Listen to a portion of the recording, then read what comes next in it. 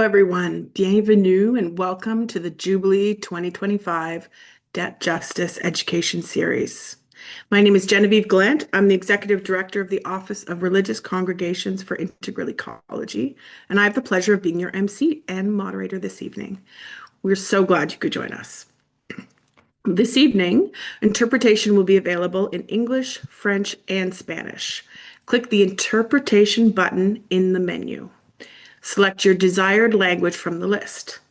L'interprétation est disponible en anglais, français et espagnol ce soir. Cliquez sur le bouton Interprétation dans le menu et sélectionnez la langue souhaitée dans la liste. I'm not strong enough in Spanish to say that in Spanish, but I think most people will catch along. As well, the session tonight will be recorded, so we can share that afterwards. At this time, I would like to pass it over to Beth Lorimer from KAIROS for a land acknowledgement. Thank you, Jen, and good evening, everyone. I acknowledge that the land on which I live and work is the traditional, unceded, and unsurrendered territory of the Algonquin peoples. The Algonquin have lived on this land since time immemorial. I commit to healing and reconciliation in myself, my workplace, and community, and commit to taking steps towards living in reciprocity with all living things in the lands and waters I call home. I invite you to place your feet on the ground as you are able and acknowledge the Indigenous territory from where you are joining us today.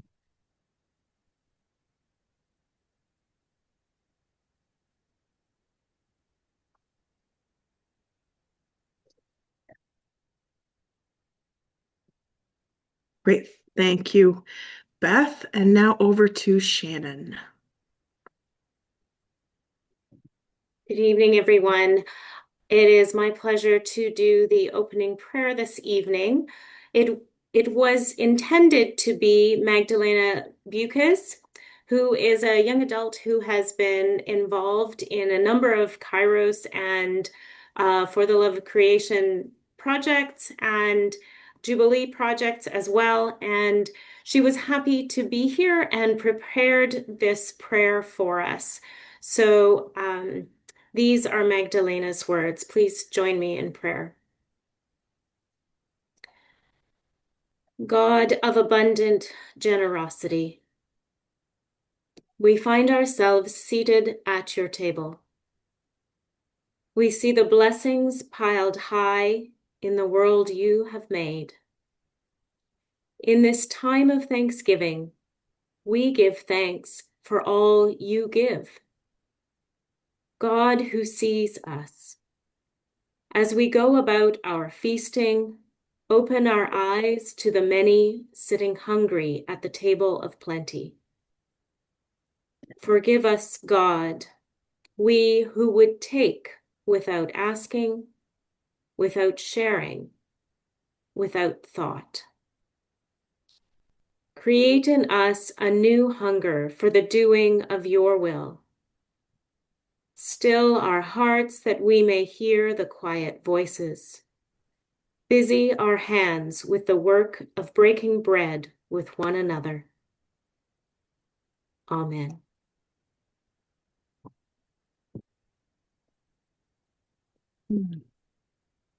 Thank you, Shannon. Before we continue, I'd like to go over a few quick housekeeping items to help our session run smoothly. To minimize background noise, we've muted participants' microphones. We do invite you to share your thoughts and reflections in the chat box. If you have a question for our speakers, please add them in the chat. We'll have time for Q&A during the end of the session, near the end of the session. Today's webinar is being recorded and will be shared on the KAIROS website and by email to all registrants. We will also share presentations materials from our speakers. Tonight is the second webinar in a three-part series. Together, we'll unpack the global debt crisis, ecological debt, and the urgent need for fair international rules. Canada's response to the global climate crisis can be rooted in equity and accountability. Featuring powerful voices from across the Americas, this conversation brings together Aurora Donoso of Acción Ecológica and Jubileo Sur Americas, Anjali Appadurai of the Climate Emergency Unit and Padma Center for Climate Justice, and Soomin of Climate Action Network Canada. Our speakers will unpack the concept of ecological debt. They'll challenge extractivist legacies and offer a vision for Canada's role in climate reparations and global solidarity. After their presentations, we'll have a moderated Q&A, after which we'll wrap up some announcements and ways that you can support the Jubilee campaign. We'll start with our first speaker, Beth. Thank you, Jen. And I bring an unfortunate announcement that our speaker from Acción Ecológica, Aurora Donoso, was unable to join us tonight due to illness. She was just sharing slides with me this morning, and then later today fell ill and is unable to join. So I am very sorry that we won't be joined by her, but she did send a video, and I have seen this video before, and what I will do is speak very briefly to the definition of ecological debt, and share that video that Aurora would have spoken to in tonight's session, and then we will hear from Soomin and Anjali. And I hope that we will be able to connect with Aurora at some other time. So I will just share a few slides to get us started.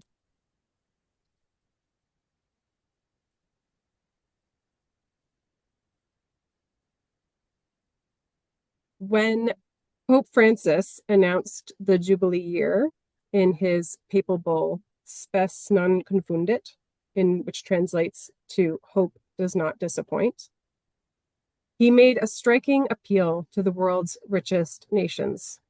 He urged them to acknowledge the gravity of their past decisions and forgive the debts of countries that will never be able to repay them.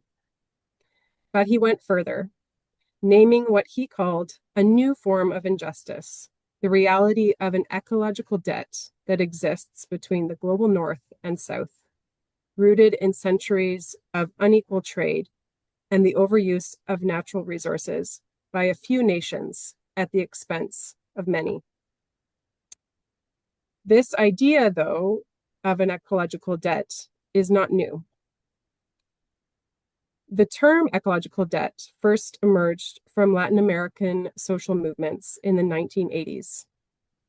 At the 1992 Rio Earth Summit, NGOs presented a debt treaty declaring that the North owed the South for 500 years of ecological destruction, dating back to Columbus's arrival on Turtle Island.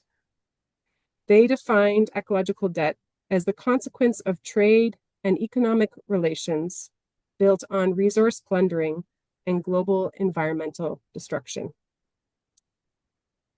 By the late 1990s, Acción Ecológica and Friends of the Earth were leading campaigns to raise global awareness about this issue. And during the Jubilee 2000 campaign, Jubilee South called not only for the cancellation of illegitimate financial debts, but for recognition that the global north owed an even deeper social and ecological debt to the global south. This definition here on the screen from Acción Ecológica would have been something that Aurora would have spoken to and her experience at that time in defining this for the movement during Jubilee 2000. Here in Canada, during the 2002 G8 Summit in Calgary, KAIROS activists and other faith-based activists built a massive paper chain of 10,000 signed invoices, symbolically billing G8 leaders for their unpaid ecological debts. The concept evolved further by COP15 in Copenhagen in 2009, when the Southern People's Ecological Debt Creditors Alliance issued an open letter calling for reparations for the ecological debt caused by climate change. It was at this moment that the term climate debt took root, referring specifically to responsibility of industrialized nations for the carbon emissions that have destabilized the climate, harming countries and communities least responsible for the crisis. Also in 2009, the World Council of Churches released a statement on eco-justice and ecological debt, expanding the definition further. They described ecological debt as the harm caused by the production and consumption patterns, the exploitation of ecosystems at the expense of others' rights, and the appropriation of ecological space to dump greenhouse gases and toxic wastes. The statement also named the debt owed within and across generations, between rich and poor, between human and the rest of creation. All of this history leads us to today. The moral and ecological arguments are clear. Those who have benefited most from fossil fuel-driven economies owe a climate and ecological debt to those now bearing the greatest impacts. The question becomes, who owes whom? The global north has squeezed over $4 trillion in interest payments out of the global south since the 1980s alone. And $5 trillion US is owed to global south countries by the global north due to the climate crisis. This is not just about charity or aid, it is about justice and reparation. And our response to this call for reparations from the global south cannot center false solutions. It needs to be driven by the needs of those most impacted. One of those false solutions is debt for nature swaps, which Aurora was going to speak to today. Debt for nature swaps often deepen injustice. They keep power in the hands of creditors, forcing indebted countries to trade control over their ecosystems in exchange for partial debt relief. Instead of true reparation, these swaps repackage inequality as environmental goodwill, leaving the root causes of ecological debt untouched. I am grateful to share with you a video from Acción Ecologica, one of KAIROS' global partners in Ecuador, and the Institute for Third World Ecological Studies. The film is called Debt for Nature Swaps, Conservation by Dispossession. And I'm just going to stop sharing my slides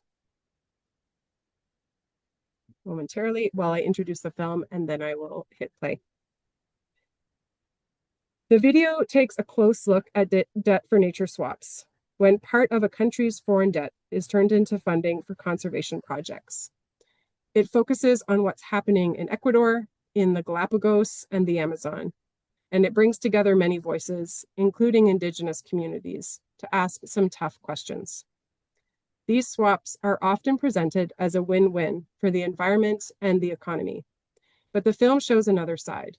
It reveals how they can actually weaken sovereignty, put control of biodiverse lands into the hands of foreign conservation corporations, and advance a kind of green capitalism that treats nature as a financial asset instead of a living system.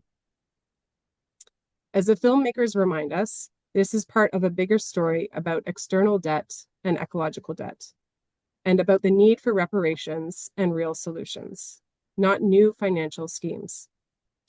Communities across Ecuador continue to resist, defending their territories, their water, and the sources of life itself. The video was produced with support from KAIROS Canada and Miserior, the German Catholic Bishops' Organization for Development Cooperation.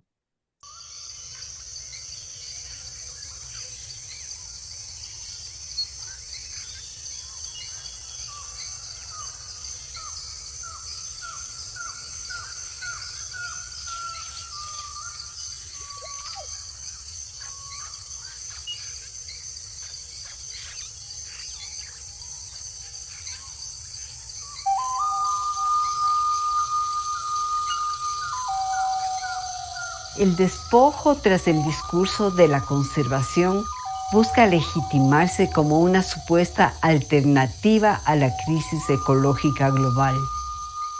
La deuda externa continúa siendo un mecanismo de control y saqueo de nuestros bienes comunes. Los canjes de deuda por naturaleza constituyen una falsa solución, porque no se resuelven ni los problemas de la deuda ni los problemas ambientales. El canje de deuda para nosotros son unos discursos vacíos, decisiones que han venido desde afuera. Llegan muchos fondos a nombre de la Amazonía, pero no hay proyectos concretos en el territorio.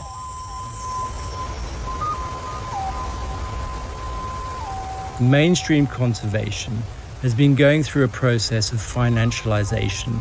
Major environmental organizations in the US are now run by people whose history is in financial markets and private banking. El tema de la conservación, primero como un negocio que está anclado en la privatización, pero también como un despojo. Millones de personas que viven en los mares, en los manglares, tampoco son beneficiarios de esos réditos que te trae el negocio de la conservación. Con el canje de deuda, lo que estamos haciendo es monetizando la naturaleza, mercantilizando la naturaleza. Debt swaps are indicative of the financialization of conservation.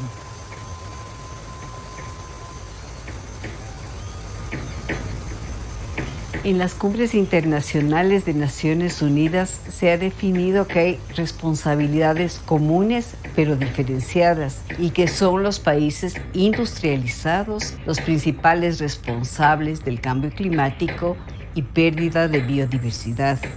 En ese marco se acordó la Agenda 30x30, que plantea declarar protegidas el 30% de las tierras, mares y océanos para el año 2030.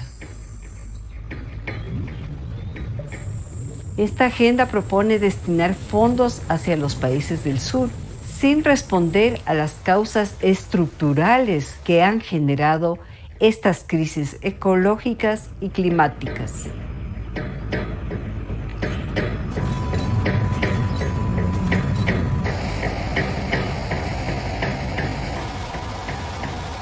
El tema de la conservación viene de los países desarrollados. Y los mismos países desarrollados están haciendo daño a nuestro territorio. Están destruyendo la selva, pero a la vez están hablando de la conservación.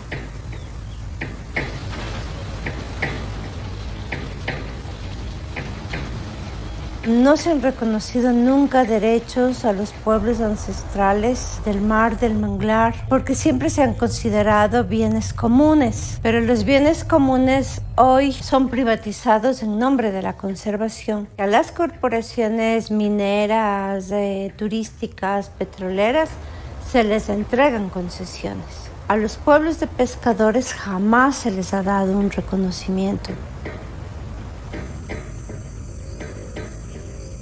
En los acuerdos de canje de Galápagos y la Amazonía intervienen varias corporaciones transnacionales, bancos internacionales y de desarrollo e intermediarios. Those with a history in financial markets are the least qualified to save biodiversity and promote the livelihoods of rural people in southern countries. These are people who've made billions of dollars from financial markets. The same financial markets that have driven biodiversity loss and the impoverishment of rural people.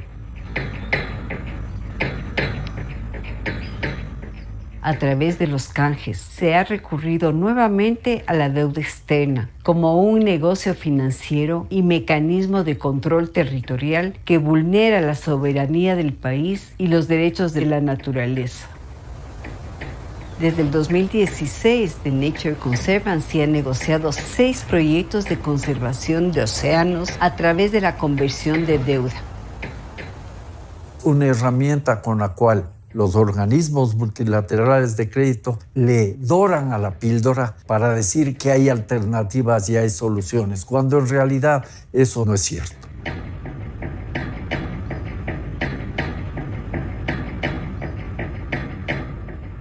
la deuda ya es ilegítima. Se convierte en un bucle, en un ciclo para tener deuda y después pagar los intereses de la deuda. En un tipo de esclavitud moderna.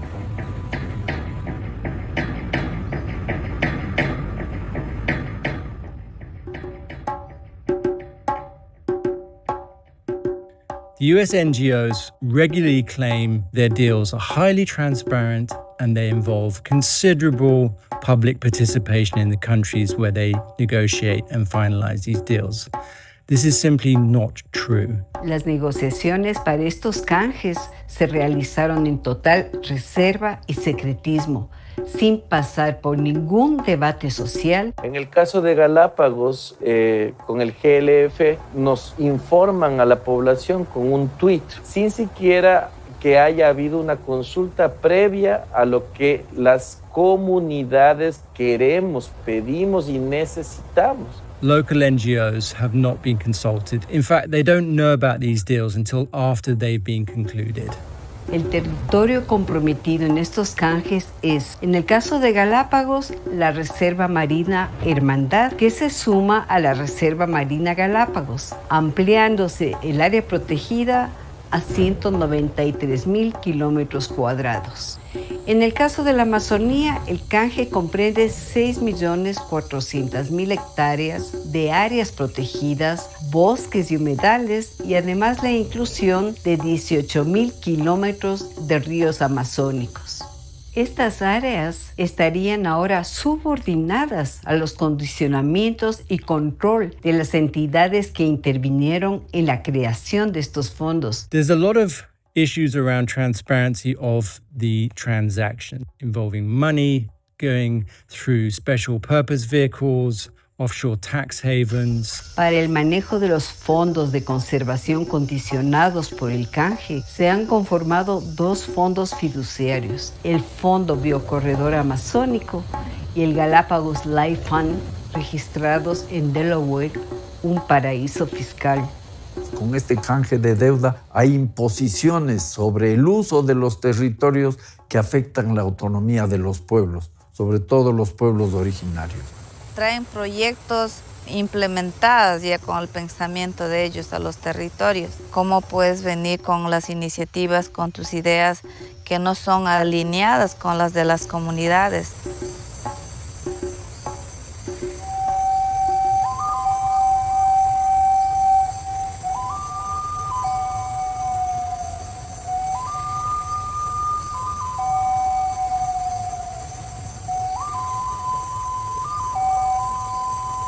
Nosotros siempre hemos conservado, como pueblos indígenas hemos cuidado nuestro territorio sin ni un canje contra extractivismo de la petrolera, de la minería, de la maderera. Cuando tú tienes este discurso de la conservación, estás atentando contra la vida de los pueblos que ancestralmente han ocupado los territorios de la Amazonía. Los mares, los páramos, tienen que ser conservados, por supuesto, pero desde la perspectiva de los pueblos que los habitan. Suspender la actividad extractivista en la Amazonía ecuatoriana, el no pago de la deuda externa y comenzar a reparar las destrucciones provocadas a las comunidades y restaurar la naturaleza.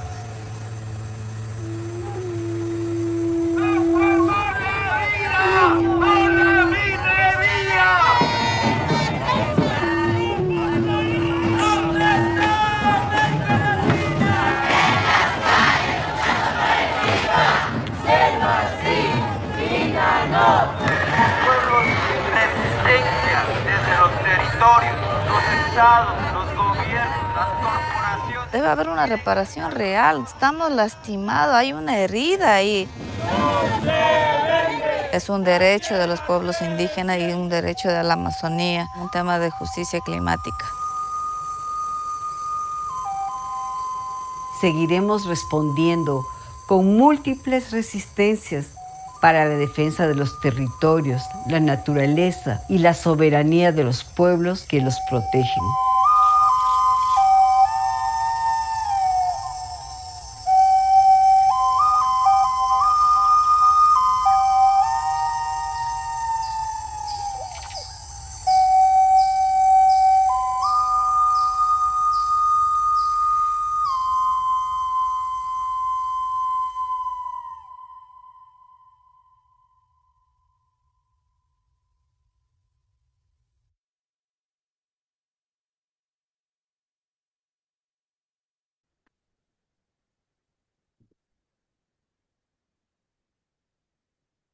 Thank you for your attention in watching that video. We will be sharing the YouTube link, so if you'd like to go back and watch it again, my colleague Cheryl has just put that into the chat. We encourage you to watch it and to share it. I'm going to end my speaking there and pass things on to our next speakers, who will connect all of what I shared about ecological debt to Canada's role and responsibility. And I'll be happy to answer any questions during the Q&A as I'm able to. I can't answer too much about the video itself, but I'm also happy to relay any questions to Aurora after tonight's program. And so I'll pass things back to Jen. Thank you. Thanks, Beth. And do pass along our prayers and thoughts for Aurora. But that's a really powerful video about the financialization of nature. So well said. Okay, next we have Soomin Han. Soomin Han, who I have a pleasure of working with through CanRac. She brings a sharp equity lens to Canada's role in global climate finance and justice. With a background spanning Parliament Hill, the UN Climate Change Adaptation Division, and youth-led organizations like the Youth Climate Lab, Soomin has consistently championed inclusive, intersectional approaches to climate policy. Her work focuses on ensuring that Canada's climate finance commitments are not only ambitious, but also just, centering the needs of frontline communities and the Global South. So thank you for being with us, Soomin. Thank you for having me. Yeah, everyone, thank you so much for making the time to join us today. It's such a huge honor to be here and to chat a little bit about the role that Canada has played in its understanding of framing fair shares, what it has been lacking, what it has been championing, and what we are hoping to see in the lead up to COP30, which is the UN conference on climate change that is happening next month in Brazil. And I really appreciate that we're able to start this conversation with the definition of ecological debt and what this means, because I think it speaks so much to the work that we do and the conversations that we'll be having as we go into unpacking a little bit more about Canada's climate plans and what kind of signals that we're anticipating to see as we head into, again, to COP30 in Brazil. Genevieve, I don't know if you wanted me to just share some thoughts or if you had prompts that you wanted me to potentially respond to. I think you could just go for it. Tell us a bit about your work, what we can expect with COP30, how ecological and debt also informs what you do. Yeah, of course. Thanks so much. So I'll maybe unpack first what it means when I say fair shares. That connects really deeply to the conversation that we have when we're speaking about ecological debt, because of course we often speak about Canada's fair share of climate finance, and it's often through that language of finance. But it also means how much Canada needs to step up for climate ambition. And as we unpack a little bit more, it's about the debt that Canada and the global north owes to the global south, both financially, morally, and also legally under the Paris Agreement. And I think it's really important that we remember that Canada holds a legal responsibility to lower emissions, to pay up for climate finance under the Paris Agreement. So going back to just a little bit of history of fair shares, in 2024, our brilliant colleague that we work with, Dr. Cece Holtz, has undertaken a research to calculate Canada's fair share through 2035 towards a global mitigation effort that's consistent with limiting warming to 1.5 degrees. Because of course, ecological debt is about the work that Canada needs to be doing, the ambition that it needs to show in order to lower greenhouse gases, while climate finance and all the other work around adaptation is so important. it all goes back to whether Canada is continuing to meet its commitments and showing up with ambition to lower emissions, to not worsen the case in the first place. So we calculated what Canada's responsibility to lower emissions is based on its historic pollution, its history of exploitation of resources, and we were able to calculate a number that we've been advocating. And what we were hoping that this would really contribute to is shape and inform Canada's development of its nationally determined contributions, which is also known in the jargon world as NDCs. So NDCs, or again, national determined contributions, are basically plans that each country under the Paris Agreement has to create to show that to showcase kind of the pathways to climate mitigation and adaptation. And it is essential and actually legally binding under the Paris Agreement that each country submit an increasingly ambitious plan at each cycle. This year, countries' NDCs were due. Canada did submit on time, which we like to see when so many other countries were still waiting for them to submit their plans.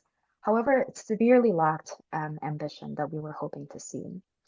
And I really want to stress that NDCs and lowering emissions isn't just about an emissions reduction target. It's really about the relationship between people and the planet and the communities that we care and love for. And as people across coast to coast, we're facing such decisive and critical moment in time with so much geopolitical shifts and with wildfires that we saw how devastating they were in our own backyard. It's so important that these emission reduction plans are more just, that they're rights-based, that they're fair, and that we're working towards that zero carbon future. And research found recently that the G7, which Canada is a part of, was called upon to collectively reduce emissions by at least around 58% by 2030 compared to 2019 levels, and at least 75% by 2035. And Canada being one of the top 10 global emitters of greenhouse gas, Canada's target is, again, outdated and insufficient, and it does not align with the ambition levels required to ensure that it's paying its ecological debt, to ensure that it's actually working towards meeting its obligations under the Paris Agreement. This wasn't just a number that we pulled out of a hat. This was based on science. This was based on the front lines experiences and the knowledge that we have heard from our members, that we were able to work with scientists and with knowledge holders and Indigenous communities from coast to coast who really informed this work to say, this isn't just something that Canada is putting out to tout around as a thing of accomplishment, that it has created an ambitious plan, but it's really about how are we setting ourselves up and our communities up for success so that we can live in the more just and fair and climate resilient futures that we want to be living in, that we deserve to be living in. And this isn't just for folks on these lands, but it's for folks all around the world. Again, climate action or climate change doesn't happen in a vacuum. It knows no borders, and the work that we do is critical, regardless of how big our emission shares might be compared to other countries. And it is because of its historic emission, and because it is one of the top 10 emitters, it's especially more important that it's one of the first movers in energy transition, but it really has lagged behind other G7 countries in cutting this emission. And kind of switching over more to the financial side, the financial debt that Canada owes to the global south is enormous. And this lack of action to step up to work towards meeting its fair share is a similar pattern when it comes to Canada's history of climate finance. From 2021 to 2025, Canada pledged 5.3 billion towards a global goal of 100 billion per year that was set in 2009. And while the goals were set at this level, and it was reported by the OECD that the countries had met this, unfortunately, you might not be surprised to find out that this was found to be creative accounting to some degree, and Oxfam International found that the actual real values of financial support that's specifically aimed at climate action, that isn't loans, that isn't continuing to keep countries and put countries into a deeper state of the debt crisis. So the real amount of money only amounted to around 28 to 35 billion.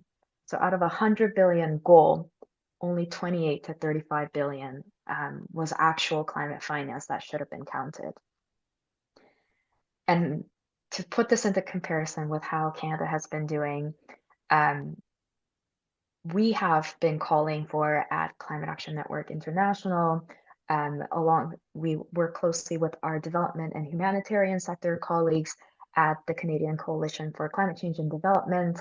We've been collectively bringing together our sectors to call on the government to triple Canada's bilateral climate finance to 15.9 billion between 2026 and 2031. And this is a critical step, really, to Canada meeting its fair share of the global effort. And although actually 15.9 is still far below Canada's actual fair share of the climate finance that the world needs, tripling it would at least reflect a good faith contribution towards the necessary ambitions. And Simon Spiel, the executive director of UN Climate Change, called climate finance needs a quantum leap. So Canada tripling this number again would contribute towards taking that quantum leap, even though it still remains below the fair share that it owes to the global south. I mentioned the 100 billion goal that was set in 2009. Last year, a new climate finance goal was negotiated at COP29, and they arrived at a goal that looks a little bit like the same, but very much different, but at a $300 billion level. And you might have seen news headlines saying, oh, successful negotiation, tripling this climate finance goal to work towards meeting developing countries' needs. But what that $300 billion actually means is so far from the realities of what's actually needed. With this, if you take into account inflation, if you take into account the lack of clarity around what kind of financing would account for it, so this lack of clarity around what this would make up for that towards that 300 billion would potentially count market rate loans or loans and with interest that would continue putting countries into deeper state of the debt crisis. And that's not what we want, and that's not what climate finance should be. As I mentioned earlier, there was such a small percentage of actual finance that went towards climate action in the previous goal. With the lack of clarity in this new goal as well, I can only imagine that this trend will continue, and the actual amount of climate finance that is provided through public dollars in grant forms or grant equivalents will remain so insufficiently low compared to what's actually needed in order to adapt to the devastating impacts of the climate crisis that the global south contributed the least to, and also the loss and damage that they're facing that they should be getting reparations for, and again that they contributed the least to causing, yet are suffering the brunt of that experience. And although the goal now has been negotiated, our call really remains the same. Tripling Canada's bilateral climate finance to 15.9 billion between 2025 to 2031 is again the first step that it really needs to take to ensure that Canada is showing up in solidarity with the global south, that it's signaling its commitments to the Paris Agreement and actively working towards meeting its fair share of climate finance. And again, I bring this up as we start to talk and think a little bit about what are some expectations that we have of Canada heading into COP30. In the beginning, I mentioned the emissions reduction that we need to see. I'm sure you might have seen in the news that there's been some confusing signals sent by our current government around its climate targets, whether it remains committed to the plans that it had submitted earlier this year, and if in the face of all this dismantling of climate policies, there needs to be a clear way, a pathway proposed by this current government that bridges the gap between what's currently being done, the emission levels that we're at, leading into the climate targets that we have set for ourselves. Because even with the carbon pricing in place, even with all these other climate policies that have been backsliding and clawed back, we still weren't going to get to that target. So now that those policies, that pre-existing policies are now stripped back, zero emission vehicles, all of this stripped back, what's going to be replacing it? And we haven't heard anything around that. So when potentially we hear Prime Minister Carney's going to be attending COP, when he shows up, he needs to clearly articulate what his plans are, what Canada's plans are to reduce emissions, and also show up to COP with a new climate finance pledge. Canada's pledge is set to expire, set to sunset this year in the upcoming fiscal year.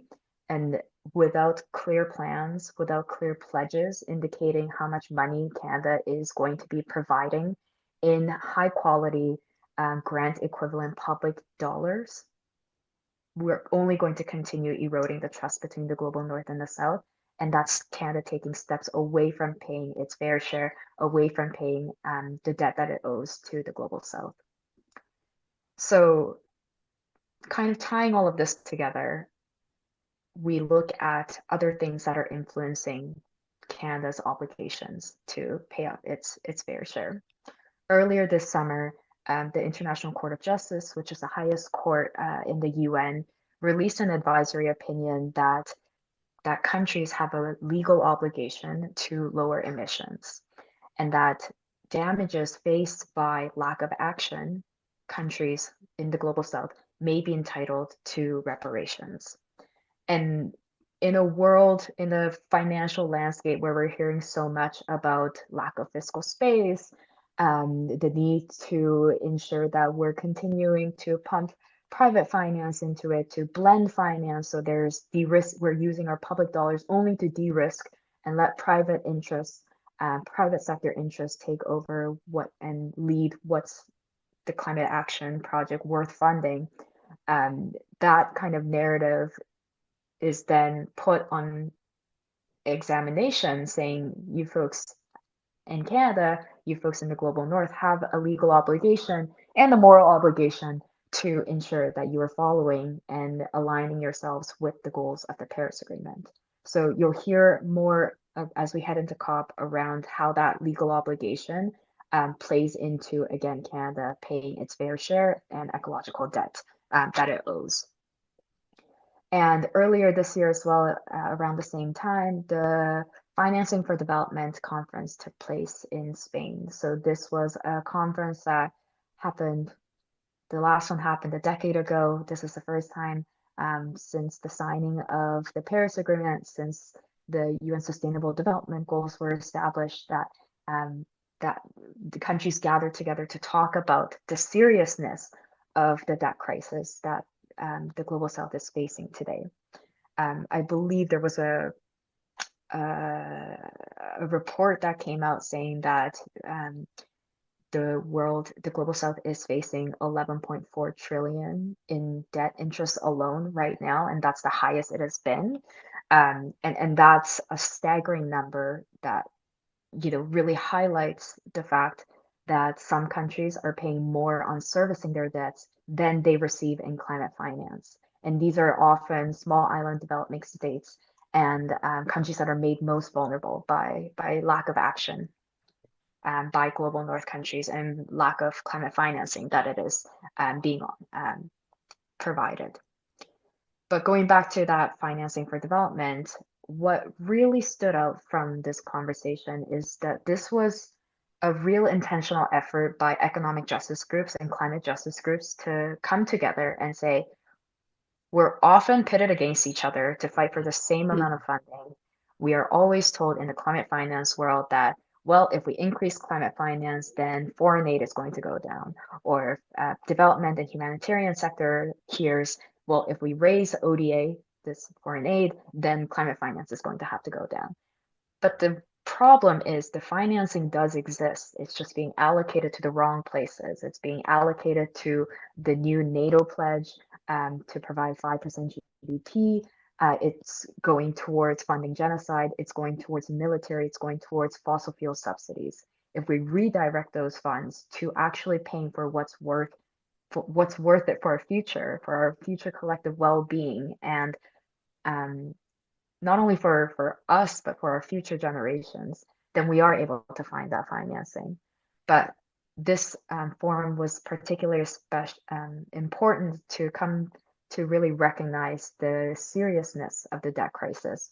And in the final document that was negotiated, the Compromiso de Sevilla, it really indicated the nexus of the climate and development sectors, and the need for climate and development financing for that to be differentiated, because you might be surprised that there is no globally agreed definition of climate finance, unfortunately. You might be thinking, how is that possible? We're working on trying to get them to clarify. But it's that's vagueness that has allowed countries to double count things that they say is climate finance for development finance, or development finance that they double count as climate finance, thus actually lowering the amount of finance that they're actually providing. And this space really opened up and built a lot of momentum around including the debt conversation into the climate finance conversation. For so many years in climate spaces, whenever the debt crisis came up, it was always the reaction, but that's for the development sector to deal with. We can't talk about that in the climate space. It doesn't matter for us. But we know that they're so deeply intertwined, and unless we join powers as the climate movement, as economic justice movements, to work together on this and to point at the same barriers that our collective sectors are facing, we're not going to be able to unlock the kind of level of financing that is needed for a sustainable development. And That's great. With COP30 happening soon, we're seeing momentum around tax justice as well.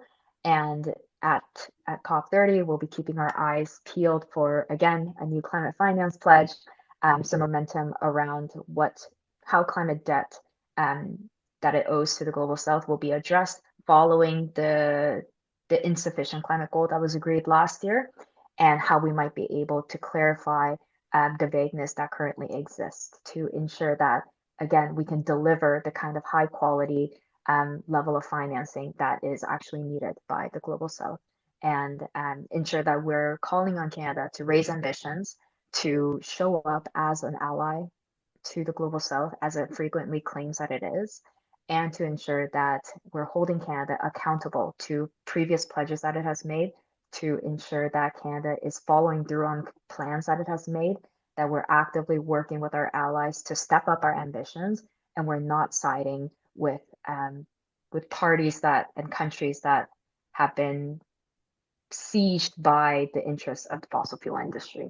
And we really need Canada to pick a side, to pick a lane, and show whether it remains committed to the side of multilateralism, to justice, and to climate resilience, or to, again, the interests of the fossil fuel industries and corporations. And I'll leave it there, and looking forward to your questions at the end. Thanks, Soomin. That's really helpful. The more I hear about, the upcoming news about a climate competitiveness strategy, the more I linger over those choice of words of competitiveness.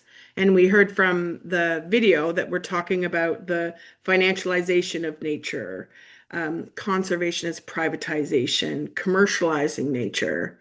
So then we hear this climate, instead of a climate ambition strategy, we're hearing about a climate competitiveness strategy. And I can't help but think it's like this slow roll to prepare us for something that is going to be very border, market, yada, yada, yada, instead of what we need, which is that real recognition of the importance of reparations and responding to ecological debt. So thank you very much for that. It's really helpful. And I get to listen to Soomin on a monthly basis, get really caught up on climate finance. So she's been a real resource to a lot of the environmental movement because somebody's got a deep dive on economics, and it's not me. Thanks, Soomin. All right, now we get to talk to another person I've had the pleasure to work with on this Jubilee campaign and the Fair Shares campaign, and that's Anjali Appadurai. Anjali is a bold and visionary climate justice organizer with over a decade of experience spanning grassroots activism, international negotiations, and even electoral politics. Anjali brings a rare blend of both movement strategy and policy insight. Today, through the Padma Center, she works to build power among diasporic communities in Canada, linking climate justice to struggles against colonialism, economic inequality, and systemic racism. Her leadership continues to challenge the status quo and push for transformative, justice-centered climate action. And she was with us in Calgary for the People's Forum, the G7, and that's how she got a little introduced to our Jubilee crowd. So it's great to see you again, Anjali. So great to see you, Jen. Thank you so much to the hosts for having me on today. That was such a generous introduction. And it was a huge privilege for me to attend the Jubilee Gathering, the People's Forum in Calgary. It really, it was such a wonderful glimpse into the kind of organizing through faith networks that you're doing. It's incredibly powerful and not to be underestimated. So I'm just going to quickly share my screen just to build on the great stuff that Soomin was saying. Can you see my screen? Yeah. Yes. Okay. So Soomin spoke about the way that CanRAC sort of led a process with people across Canada, a working group that was made out of people across Canada with Dr. Cece Holtz to really dig into the numbers and build our own methodology and determine what Canada's fair share actually is. Given that there's so many definitions out there and given that it's such a sort of huge topic with a lack of general consensus, as Soomin was saying, we needed to figure out, based on a set of parameters for justice, what Canada's actual fair share in terms of a financial contribution to the global south would be. A lot of these things are incredibly hard to quantify because how do you quantify reneging on obligations and, you know, the sort of climate devastation that is a consequence of that? That's really hard to quantify. And yet that's what Canada has done for many years. We have reneged on our obligations. And so the Fair Shares platform is an effort that came out of that process of crunching the numbers and determining what our fair share is. And we knew that we need to have an engaged Canadian public on this issue if the government is to perk up and take notice in any way, shape, or form. And so Carney and his cabinet need to see that there are Canadians who are passionate about this and who understand the issues and understand exactly what Canada's obligation is, where we've fallen short, where the opportunity is, and that there's a mobilized network of citizens who are going to hold their feet to the fire and say, yes, actually, we care about this. We care about the global south, not out of a sense of charity, but of a sense of collective well-being and collective justice.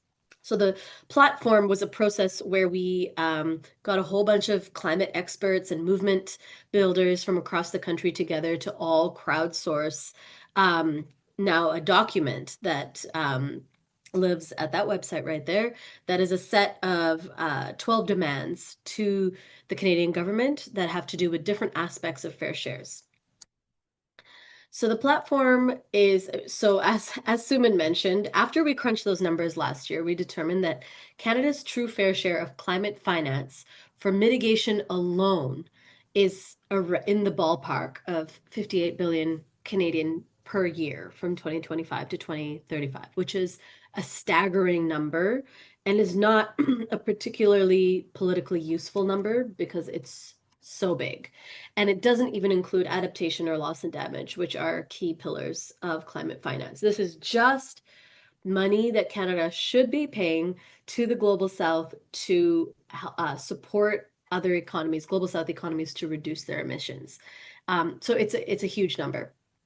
But we know that it's going to take more than just the financial contributions. We have a whole bunch of unfair international rules, an unfair economic system, global economic system that stands in the way of money even being able to reach the global south, and climate action to actually happen in the global south and globally. So Soomin touched on a few of those, and that's what the Jubilee campaign is about. We know that barriers like debt, very crushing debt, and an unfair tax system and an unfair trade system are all barriers to climate action. And because climate change knows no borders, we know that Canada needs to use its role as a global leader in all these areas, in finance, so paying our fair share, in debt cancellation, in tax reform, and in trade justice, to unlock the enormous amount of finance that's actually needed to tackle the climate crisis and the broader ecological crisis. So that $58 billion in Canadian, we know, is never going to be achieved through public finance alone. But there are all these other instruments that we have, all these other reforms that we can support that can unlock the finance that's needed. So I'm just going to go through the demands of the Fair Shares platform, but I don't want to dwell on them too long because I know we're short on time. So I'll just sort of skim through them. So the platform is a pretty short document. It has 4 sections, and under each section, there's a number of demands. So section 1, climate finance. The demand is to pay our fair share of climate finance to the global south. The number 1 point here is the one that Soomin referred to multiple times, which is to Canada's current pledge of that $58 billion number is only $5.3 billion. And so what we are proposing is a modest tripling of that to $15.9 billion over the next 5 years, which obviously falls far short of our true fair share, but feels like a fair and ambitious ask for where Canada is at right now. And that's where groups across the country, led by Soomin and CanRac, are calling for. And the rest of these demands are about protecting the whole institution of overseas assistance, which is under attack, led by the US right now. Yeah, so I won't read through those. Section 2 is about debt cancellation, which we know all about through the Jubilee campaign. So I won't go through this because the demands are essentially the same as the Jubilee campaign. Section 3 is about supporting global tax system reform. We know that we live under an incredibly unfair global tax system, and there are active social movements around the world that are calling for windfall profits tax, a wealth tax, a tax on these extremely exploitative sectors like fossil fuels and other polluters, shipping, aviation, plastics, things like that.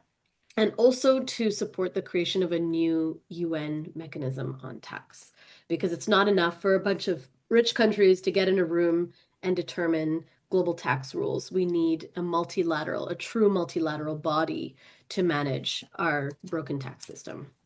And finally, section 4 is about global trade justice and trade reform. Global trade is a massive barrier to climate action around the world because the trade rules are very unfair and they prioritize large corporations above the power of local governments.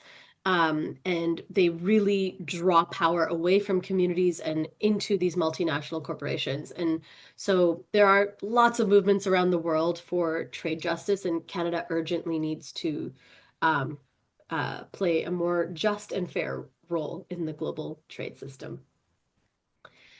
So the platform lives at the website that I think was maybe put in the chat and also was on the first slide.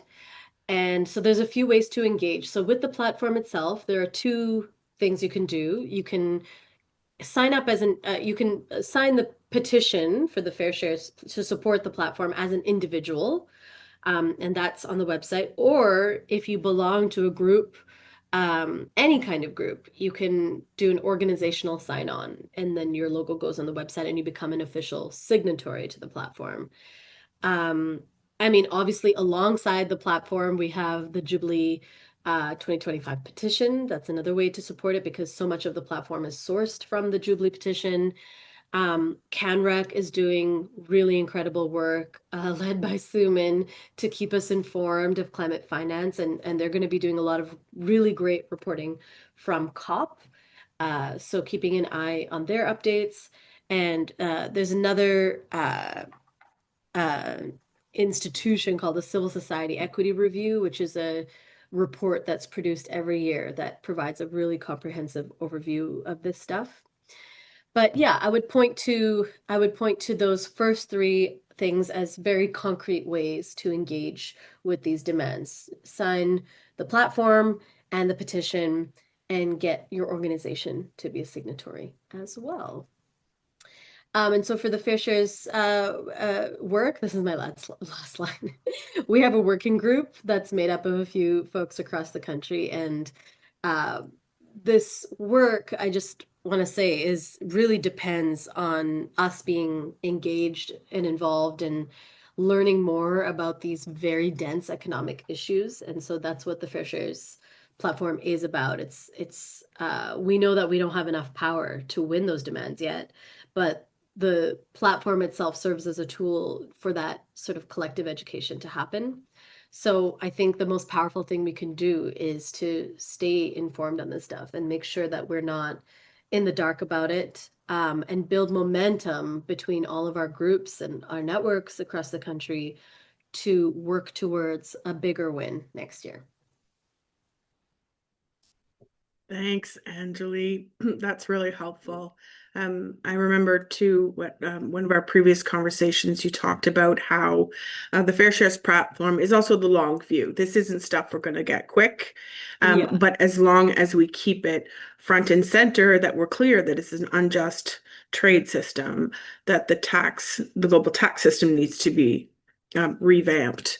That's the way that we can get to turning debt into hope, to really getting action on the debt crisis and also on climate finance. So they're really a package deal. And I appreciate really how it brings it all together, because as we know, we're living in a time of polycrisis and there's not just one thing in one sector. And this is, to me, one of the most powerful pieces of what I've seen in the last year is the different sectors coming together, and bringing our concerns together and working as a collective, whether it's small charities, big charities, environmental, international development, faith, economists, like the whole gamut. And that's something that's a little bit new. You know, we used to kind of be in our corners, faith, environment, finance, but now things are coming together in a really urgent way because we know it's that serious. Agreed. So thanks for walking us through that. Thank you. Yeah. Great. Okay, so we've had some amazing speakers tonight. We now have maybe about 5-10 minutes to do a question and answer. And so I'm going to invite you to either write a question in the chat or raise your hand, and we can see what we want to talk about. And I've already written down a few questions to get us started if we need to.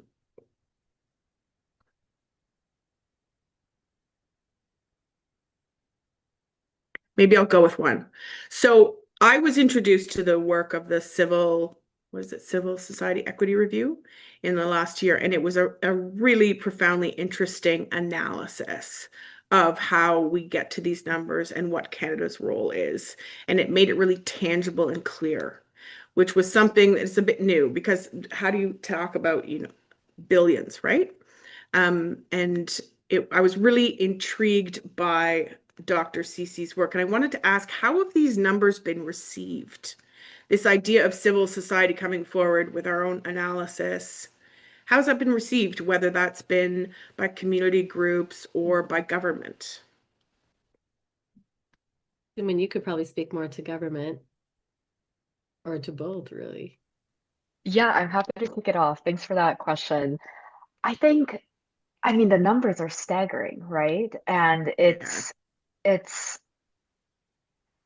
hard to it's hard to comprehend the scale of financing or the level of ambition that is needed. And I think that really evokes a sense of fear or nervousness for both civil society and government. When we first introduced this number, even within civil society, there was a level of hesitation around the kind of ambition we were calling for, because there's always an inside track that you could take to ensure that you are gently easing the government towards the kind of outcome that you want them to arrive at, or there's more the outside track effort that you can make to really point to the number and say, no matter what, political context that you're working with, these are the facts and this is the number. And I think what we've had to do is try to find that middle ground, and that's how we came up with the tripling. Again, the tripling number of 15.9 billion over 5 years falls so short of what Canada actually owes, but it's a way for us to communicate that there needs to be a significant level of ambition that needs to be taken by the government. And it's about bringing sectors together, sectors or partners who might be a little bit more hesitant about supporting this, such a big call for climate financing that we have never seen in the past. It's about, again, bringing those sectors together, bringing people together to join behind this call and collectively make this demand together. And that's what's made it so powerful to advocate to the government. And now we're at a stage where the government knows exactly what we're calling for. They know that we're calling for the tripling. They can recite back the specific points under the tripling that we're looking for right back at us. And that's really all the work and the power of our collective work, not only in the climate and development sector, but in so many other groups like the faith groups that are advocating for this and bringing this up in conversations with MPs and with decision makers. So hope that although yes, that there's a real number based on science, we try to frame it in a way that still feels tangible for the government to achieve, not lowering our ambition, but encouraging them to take that step and work towards meeting that fair share, reminding them constantly that even if they do succeed in achieving this, that there still needs to be more work done. And I think it's an active effort that we're in for the long haul. And no matter what the climate finance pledge ends up looking like, we're going to continue having this conversation to continue pushing for ambition. That's great. That's great. Thank you. I was thinking too about with the video that we heard at the beginning about the kind of financialization of nature. One of the things that I was really pointing out is there's no social license for this stuff, and there's no magic new. Oops, there goes my phone. There's no new thing, whether it's carbon capture or this or that. There's no new thing that's needed. What we have right now is an unjust system. So you introduce something new, this debt swap for conservation. You're totally distracting from what needs to be addressed, which is those structural changes. And that's really what motivates so many people here, is that structural change and not just the new idea, the nuclear modular reactors or this, that, or the other thing. What we want to do is address the system we have right now and really get at, for example, the importance of a windfall tax with multinational corporations. That's something we know.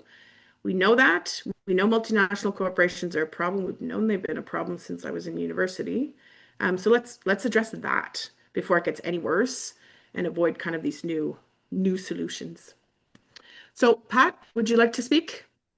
Yeah, I'm not sure anything I'm going to say is coherent, but my idea is that during the pandemic, it seemed like the Prime Minister had a private printing press, that he was printing money for Canadians to buoy up the economy and to keep people from experiencing what the global south experiences every day. So my question is, with the new strategic plan to meet the NATO target, Is it possible? I mean, I understand that we need to stop that process and use that money for what we're talking about tonight.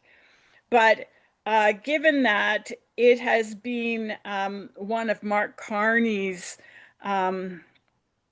goals, how are we going to change his mind about that? Because it's been so publicly noted that, you know, he is going to satisfy the UN and he's going to satisfy Donald Trump and he's like, maybe it's just a comment, but I'm just wondering, how are we going to get this money? Because I don't want to wait until we've met our NATO target before we start to make these contributions to the people that really need them. Yeah, not coherent. Sorry. No, that's okay. I can speak very briefly to that. Yeah. I mean, I think we've seen, you know, in times of crisis, like during COVID, we've seen global North governments suddenly produce public spending in a way that they hadn't, you know, for decades. And or really since like the World War II times. And I think it speaks a little bit, this is like a very, very general answer, not specific at all, but general economics. You know, we have a very fiscally conservative economic norm here in Canada and in the global north in general. There's a sort of like fear of public spending or estimates of public money are always very conservative. And although we know that public spending is necessary to actually invest in people and the planet, it's often portrayed as a negative thing and a very sort of irresponsible thing. And moral of the story is that often Northern governments have much more money that they could allocate to these commitments than they let on. And it's a matter of the priorities and the allocation of it. So yeah, when the priority was, you know, face to face with them in like COVID, for example, that money was there and it's still there. And there are lots of ways to unlock public finance for the climate and for ecological debt. It's a matter of political will. Soomin, did you want to add to that?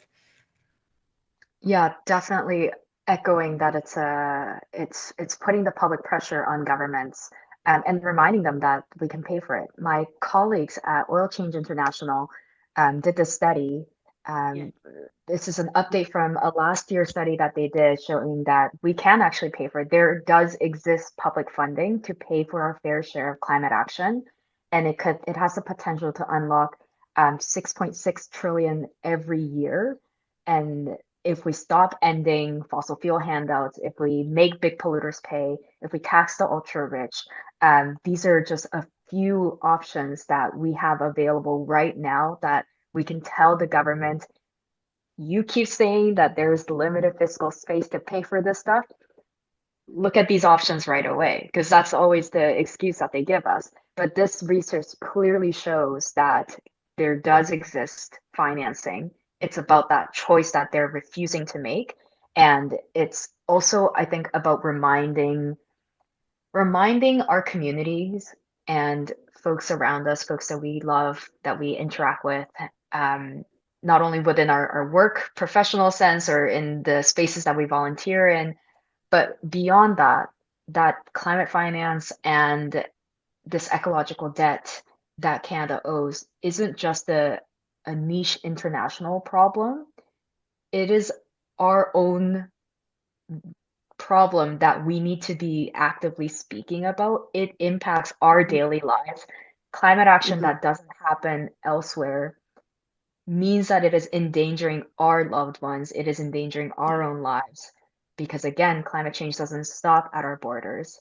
So if we want to prevent a bigger bill that we're going to have to pay to adapt, to cover losses, if we want to speak from that economic perspective, since it seems to, you know, feels so aligned for many government folks, then that bill is going to be so much higher than the amount that we could be paying right now to pay up for Canada's fair share, to pay up for the debt that it owes to the global south.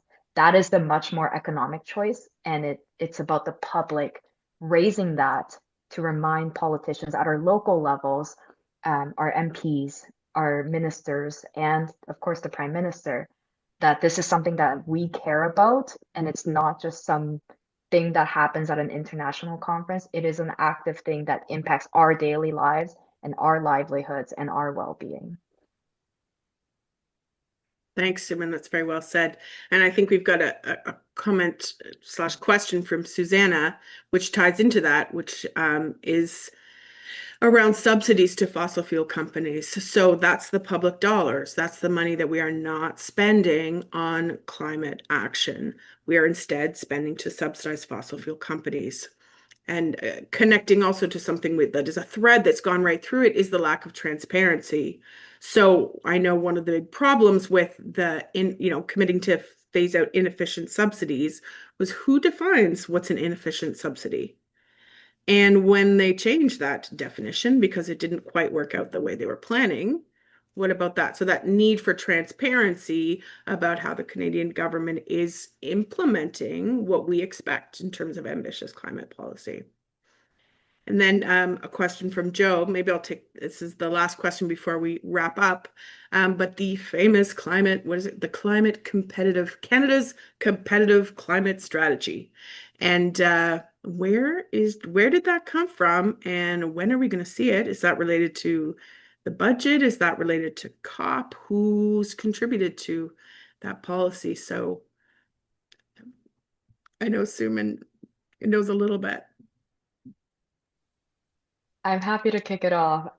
We are here with you in your confusion of what this Canada's competitiveness strategy is.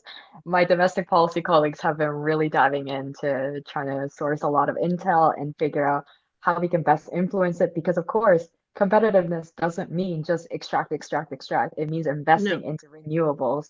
It means in strengthening our climate adaptation needs and things like that. So I think there is a role for a strong climate policy to be in there, but I think the bigger question is who's in that decision-making space, and that still feels quite unclear to us. And Susanna, to your question, we always laugh when we hear inefficient fossil fuel subsidies, because what does that even mean? I still don't know after years of being in this space. So that's, I think, goes back to the question of when we talk about climate finance, how are we defining it? And how are we defining it at an international level so that we can cut out market rate loans and we can cut out any sort of financing that is packaged as climate financing, but is keeping countries in serious levels of debt. And it's things like inefficient fossil fuel subsidies that keep creeping its way into climate finance, like carbon markets, like so many other false solutions, right? So continuing that push to define is something that we're actively working on, and hope we can deliver some good news at the end of COP30. Thanks. And maybe I'll throw it over to Anjali to finish it off. But I think the biggest thing is that we also need to put forward, like, this is what we want. We want to see action on climate. And we're not as interested in a competitiveness strategy. And there's short-term exciting ideas that are being brought forward by environmental groups across Canada that we can implement today. Yeah, absolutely. I think Soomin nailed it. I think we are in a time of competing economic philosophies. We know that business as usual, the way that we have set up the global economic system is not sustainable. It's leading us off a cliff.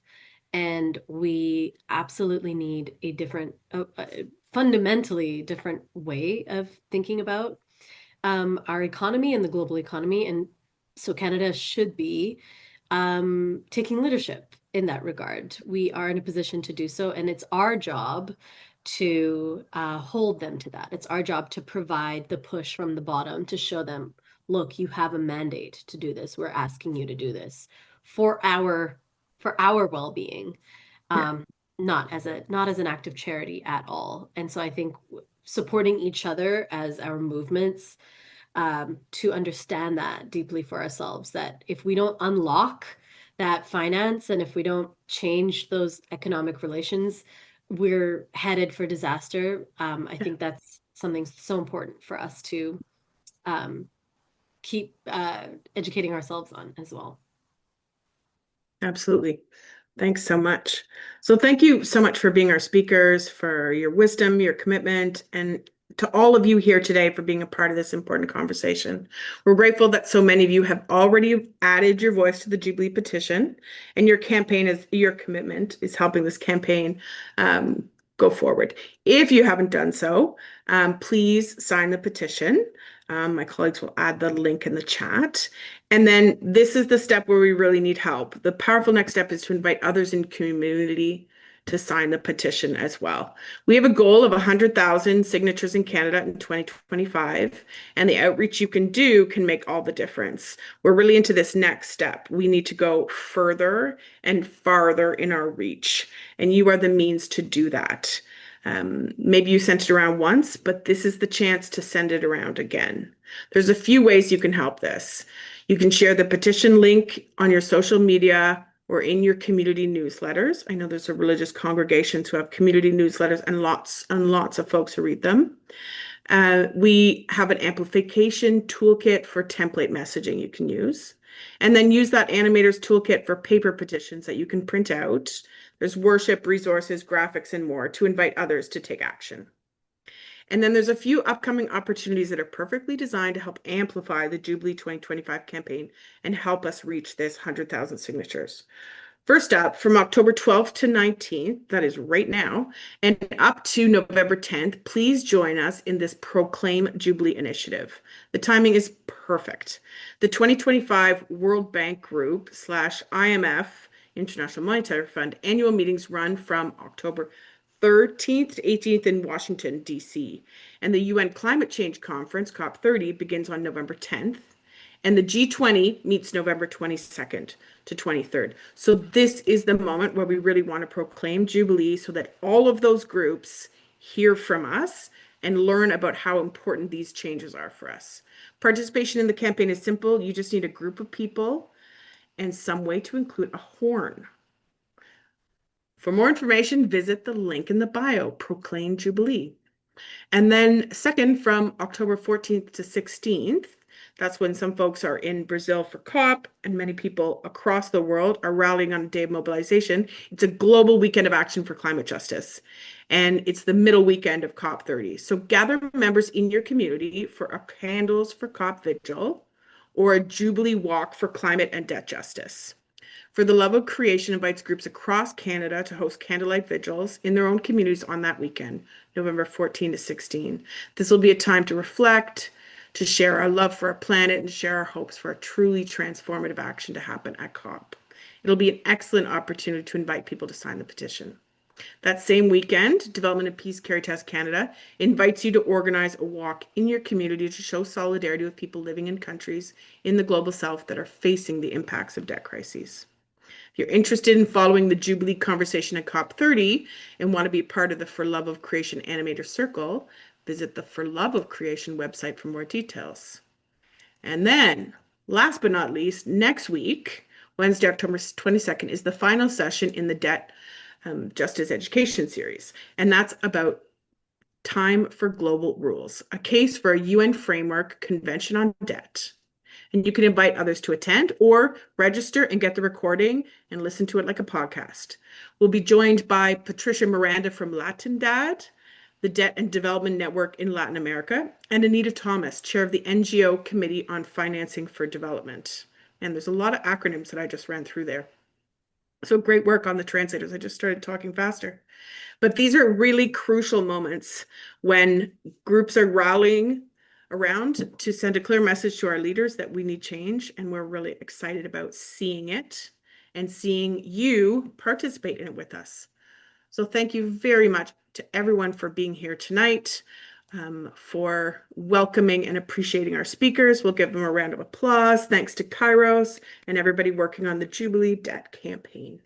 We hope you have a lovely evening.